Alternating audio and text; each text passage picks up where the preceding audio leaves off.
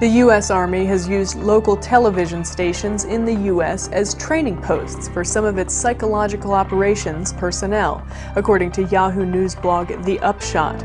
Since at least 2001, both WRAL, a CBS affiliate in Raleigh, North Carolina, and WTOC, a CBS affiliate in Savannah, Georgia, have regularly hosted active duty soldiers from the Army's 4th Psychological Operations Group as part of the Army's Training with Industry program. Training with Industry is designed to offer career soldiers a chance to pick up skills through internships and fellowships with private businesses. The PSYOP soldiers used WRAL and WTOC to learn broadcasting and communications expertise that they could apply in their mission, as the Army describes it, of, quote, influencing the emotions, motives, objective reasoning, and ultimately the behavior of foreign audiences.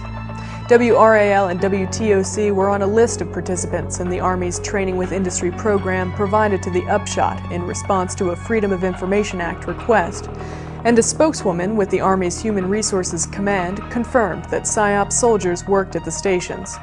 Lieutenant Colonel Stacy Bathrick said, quote, both of these stations are very supportive of the military and think very highly of the program.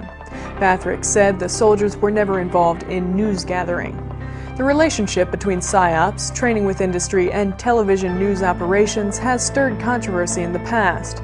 In 2000, a Dutch newspaper reported that PSYOPs troops had been placed in CNN's newsroom under the program. PSYOPs troops had been placed in CNN's newsroom under the program. PSYOPs troops had been placed in CNN's newsroom under the program. WRAL and WTOC are not alone among media outlets that the U.S. military has sought to learn from through Training with Industry. The Upshot has previously reported that the Marine Corps placed public affairs officers with the Chicago Tribune for several years in order to better understand how to influence and work with the news media. And CNNmoney.com hosted an officer in 2007 and 2008, despite the network's embarrassment over the program in 2000.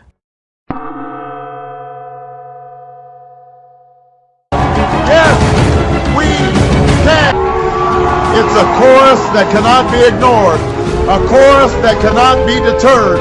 This time can be different because this campaign for the presidency of the United States of America is different. A recent article by the Association of American Physicians and Surgeons suggests that Barack Obama is deliberately using techniques of neuro-linguistic programming, or NLP, a covert form of hypnosis developed by Dr. Milton Erickson. For example, one fundamental tool of conversational hypnosis, as it is called, is pacing and leading, a way for the hypnotist to bypass the listener's critical faculty by associating repeated statements that are unquestionably accurate with messages that he wants to convey. In his Denver acceptance speech, Obama repeatedly used the phrases, "That's why I stand here tonight," or "Now is the time," and "This moment," repeated 14 times. Paces are connected to the lead words, such as and, as, because, or that is why. For example, "We need change," a statement which is so abstract that one cannot disagree with it, and "That is why I will be your next president." Some other very obvious techniques of transinduction used by Barack Obama include extra slow speech, repeated abstract metaphors, vagueness, chains of imagery, and the raising of emotional tension. Frequently, hypnotists will have their subjects count backwards as part of hypnosis induction.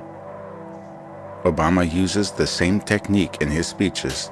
He often uses repeating patterns of numbers which are abstract and seem to have little connection to the content of the speech. This is a distraction technique of hypnosis, assigning a meaningless task to the rational mind to distract it, thus leaving the subject unguarded by the rational mind and open to the hypnotist's suggestion.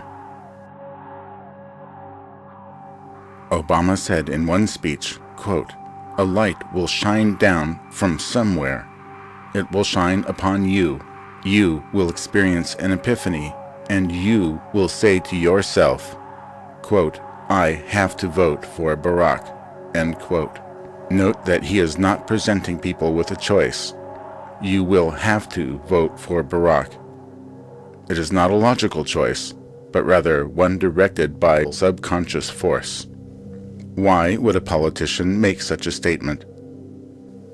Obama's techniques seem to be especially effective on young people and highly educated people, both considered to be especially susceptible to techniques of hypnosis.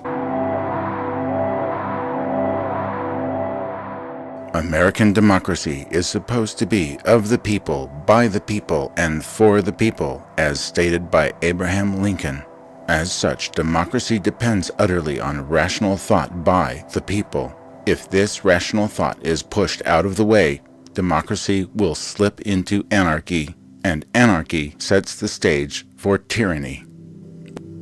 The dictator Adolf Hitler is said to have hypnotized the nation of Germany, one of the most technologically advanced, sophisticated, and culturally rich nations the world has ever known. And yet, it became the subject of one man as a dictator who utterly destroyed that country. Hitler's hold on power was fortified by his skill as a speechmaker. At carefully staged Nazi rallies, with swastikas everywhere, he inflamed the emotions of his followers.